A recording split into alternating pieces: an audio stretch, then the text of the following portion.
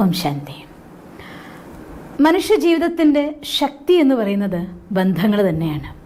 മനുഷ്യനൊരു സമൂഹ ജീവിയാണ്. നമ്മൾ ജീവിക്കുന്ന സമൂഹത്തിൽ, നമ്മുടെ കുടുംബത്തിൽ, നമ്മുടെ നാട്ടിൽ, നമ്മുടെ വീട്ടിൽ ബന്ധങ്ങൾക്ക് എത്രമാത്രം ദൃഢതയുണ്ട്, അത്രയും നമ്മുടെ ജീവിതം നമുക്ക് സുഖമായിട്ട് തോന്നും. നമ്മൾ വളരെ ശക്തിശാലികളായിട്ട് നമുക്ക് അനുഭവപ്പെടും. എന്നാൽ ഇന്നത്തെ ലോകത്ത് ബന്ധങ്ങൾ ഉണ്ടാകുന്നത് സ്വാഭാവികമായിട്ടുണ്ടായി പോവാറുണ്ട്. എന്നാൽ ആ ബന്ധങ്ങളെ നന്നായി നിലനിർത്തേണ്ട കാര്യം വരുമ്പോൾ പലപ്പോഴും മനുഷ്യന്മാർ പെടാറുണ്ട്. അഥവാ ബന്ധങ്ങൾ തകരാതിരിക്കാൻ വേണ്ടി, വിഷമിപ്പിക്കാതിരിക്കാൻ വേണ്ടി ഒരുപാട് കഷ്ടപ്പെടുന്ന പല സന്ദർഭങ്ങളും ഉണ്ടാവാറുണ്ട്. ഇന്ന് ബന്ധങ്ങളെ നന്നായി നിലനിർത്തി കൊണ്ടുപോകാൻ വേണ്ടി കുറച്ച് കാര്യങ്ങൾ നിങ്ങൾക്ക് പറഞ്ഞു തരാൻ ഞാൻ ആഗ്രഹിക്കുകയാണ്. ഒന്നാമത്തെ കാര്യം, ഒരു ബന്ധം എന്ന് പറയും അതിൻ്റെ നിർവചനം, ഡെഫിനിഷൻ നമ്മൾ ആദ്യം വ്യക്തമായി മനസ്സിലാക്കണം. Giving and taking of love, light and energy എന്നാണ് ഒരു റിലേഷൻ എന്ന് പറയുന്നത് തന്നെ. അതായത് ഊർജവും സ്നേഹവും ശക്തിയും കൊടുക്കൽ വാങ്ങൽ നടക്കുമ്പോൾ അതിൻ്റെ പേരാണ് ഒരു നല്ല ബന്ധം എന്ന് പറയുന്നത്. അതുകൊണ്ട് ഒരു നല്ല ബന്ധത്തെ നമുക്ക് മുന്നോട്ട് കൊണ്ടുപോകാൻ വേണ്ടിക്കൊണ്ട് അന്യോന്യം ആദരവുണ്ടാവുന്നത്, സ്നേഹം എന്ന് പറയുന്നത്, സ്നേഹത്തിൻ്റെ കൊടുക്കൽ വാങ്ങൽ എങ്ങനെയാണ് നടക്കുക? കരുതലും ആദരവും. ഈ രണ്ട് ഭാവങ്ങളാണ് സ്നേഹത്തിൻ്റെ കൊടുക്കൽ വാങ്ങൽ. നമുക്ക് സ്നേഹമുള്ള ഒരാളാണെങ്കിൽ അവരുടെ ഓരോ കൊച്ചു കൊച്ചു കാര്യങ്ങളിൽ പോലും നമുക്ക് ശ്രദ്ധയായി പോകും. അവർക്കത് കൊടുക്കണം, നോക്കണം, എടുക്കണം. മനസ്സിൽ നിന്ന് ഒരാളോടുള്ള ആദരവ് നഷ്ടമാകുന്ന നിമിഷം അറിയാതെ അവരുടെ കാര്യങ്ങൾ മറന്നു പോവുകയും ചെയ്യും. ഇത് അറിയാതെ സംഭവിക്കുന്ന ഒന്നാണ്. അതുകൊണ്ട് തന്നെ നമുക്ക് സ്നേഹമുണ്ട് എന്നതിൻ്റെ പ്രൂഫ് എന്ന് പറയുന്നതും ഒരാൾക്ക് നിങ്ങൾ കൊടുക്കുന്നതായിരിക്കുന്ന കരുതലും ശ്രദ്ധയാണ്. അപ്പം നമുക്ക് മനസ്സിൽ സ്നേഹം ഉണ്ടെങ്കിൽ തീർച്ചയായിട്ടും അത് കർമ്മത്തിൽ പ്രകടിപ്പിക്കുക തന്നെ വേണം. അവർക്ക് എപ്പോഴൊക്കെ കരുതൽ കൊടുക്കാമോ, ശ്രദ്ധ കൊടുക്കാമോ, അവരുടെ കാര്യങ്ങൾ നിങ്ങൾക്ക് ശ്രദ്ധിക്കാമോ, അവർക്ക് വേണ്ടത്ര കെയറിങ് നിങ്ങൾക്ക് കൊടുക്കാമോ, അതിലൊന്നിനും തന്നെ ഒരു വിട്ടുവീഴ്ച വരുത്തരുത്. ഇത് ബന്ധത്തെ നന്നായി ഉറപ്പിക്കാൻ വേണ്ടി ഏറ്റവും സഹായിക്കുന്ന ഒന്നാണ്. എത്ര തിരക്ക് പിടിച്ച ജീവിതമായിക്കോട്ടെ, തിരക്ക് എത്ര തന്നെയാണെങ്കിലും ജീവിതത്തിൻ്റെ വളരെ ഇമ്പോർട്ടൻ്റ് ആയിട്ടുള്ളൊരു ഘടകമാണ് നമ്മുടെ റിലേഷൻസ് എന്ന് പറയുന്നത്.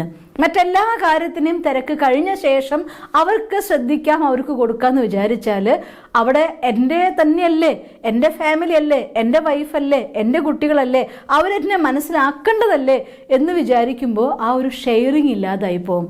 ആ ഒരു ഷെയറിങ് ഇല്ലാതായി പോകുന്നതോട് കൂടിയിട്ട് അതിൻ്റെ വാംത്ത് ഇല്ലാതാവും, അവിടെ സംഘർഷങ്ങൾ ജനിക്കാൻ തുടങ്ങും. അതുകൊണ്ട് നമ്മുടെ ഫാമിലി മെമ്പേഴ്സിനാണെങ്കിലും നമ്മുടെ ഓഫീസിലാണെങ്കിലും നിങ്ങൾ ഏത് സ്ഥലത്താണെങ്കിലും ഒരു റിലേഷൻ നമുക്കുണ്ടെങ്കിൽ അവർക്ക് അർഹിക്കുന്നതായിരിക്കുന്ന ആ ഒരു കെയറിങ്, ആ ഒരു ശ്രദ്ധ, ഒരു കരുതൽ, ഒരു ആദരവ്, ഇത് തീർച്ചയായിട്ടും കൊടുക്കണം.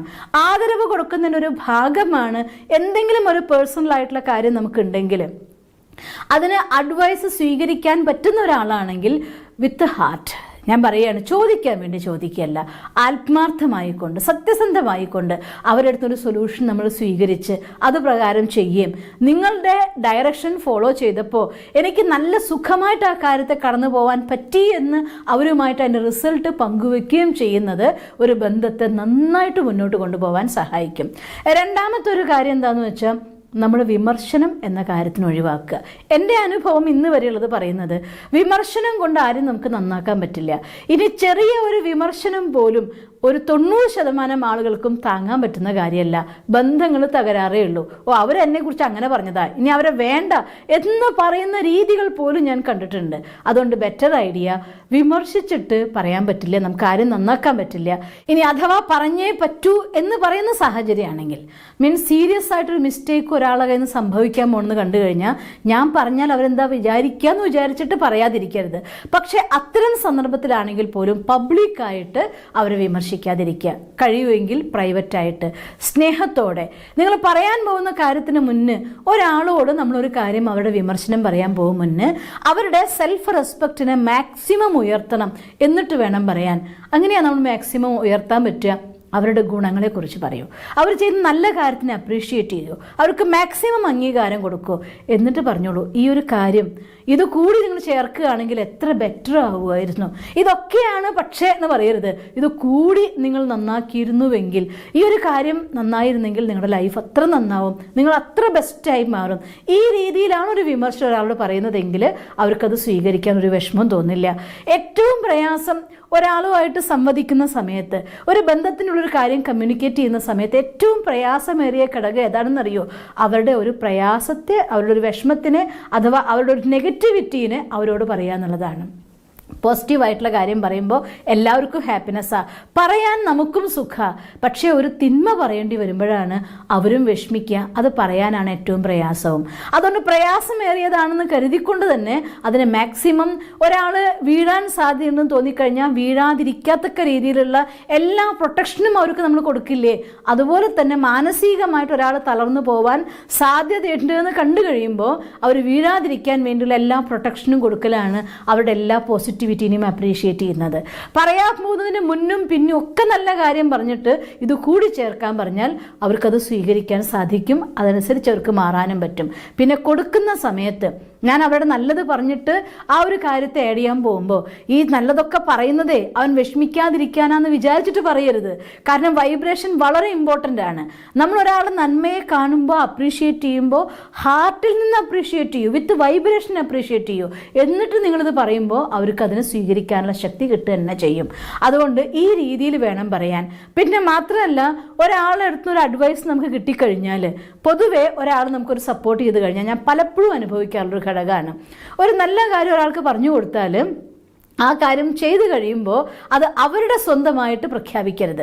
എനിക്ക് ഒരാൾ ഒരു അഡ്വൈസ് തന്നു, ആ അഡ്വൈസ് അനുസരിച്ച് ഞാനൊരു കാര്യം ചെയ്തു, എനിക്ക് നല്ല റിസൾട്ട് കിട്ടി, അതോടുകൂടിയിട്ട് അത് ഞാൻ ചെയ്ത കാര്യം എന്ന് പറഞ്ഞ് എല്ലാവരും മുന്നിൽ പ്രസൻറ്റ് ചെയ്യരുത്. ബെസ്റ്റ് ഐഡിയ അതാ, ഇവരുടെ അഡ്വൈസിലൂടെ ഞാൻ നന്നായിട്ട് എനിക്ക് മാറ്റാൻ പറ്റി എന്ന് പറയുമ്പോൾ നിങ്ങളും അവരും തമ്മിലുള്ളതായിട്ടുള്ള ബന്ധത്തിനെ ദൃഢമാക്കി മാറ്റാനായിട്ട് സഹായിക്കുന്ന ഘടകമാണ് ഒന്ന്. അല്ലെങ്കിൽ നമ്മൾ പറയില്ലേ, സ്നേഹവും വെറുപ്പും ഒരു നാണയത്തിൻ്റെ രണ്ട് വശങ്ങളാണ്.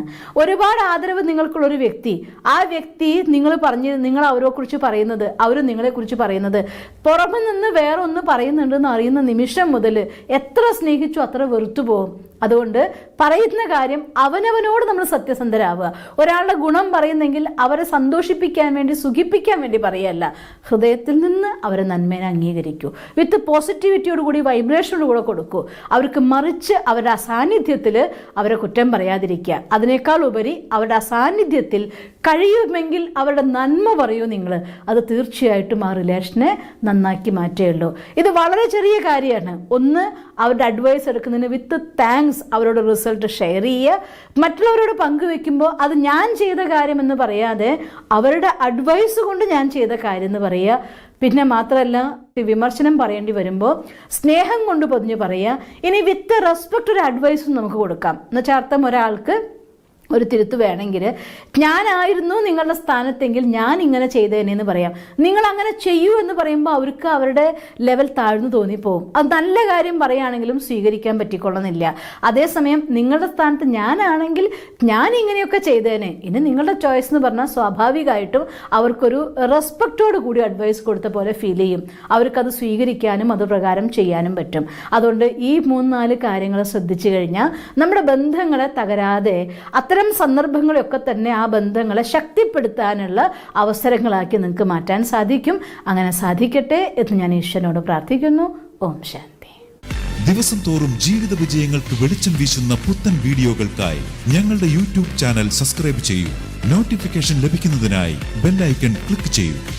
ഒപ്പം ഞങ്ങളുടെ ഫേസ്ബുക്ക്, ട്വിറ്റർ, ഇൻസ്റ്റാഗ്രാം പേജുകൾ ഫോളോ ചെയ്യൂ. നന്ദി.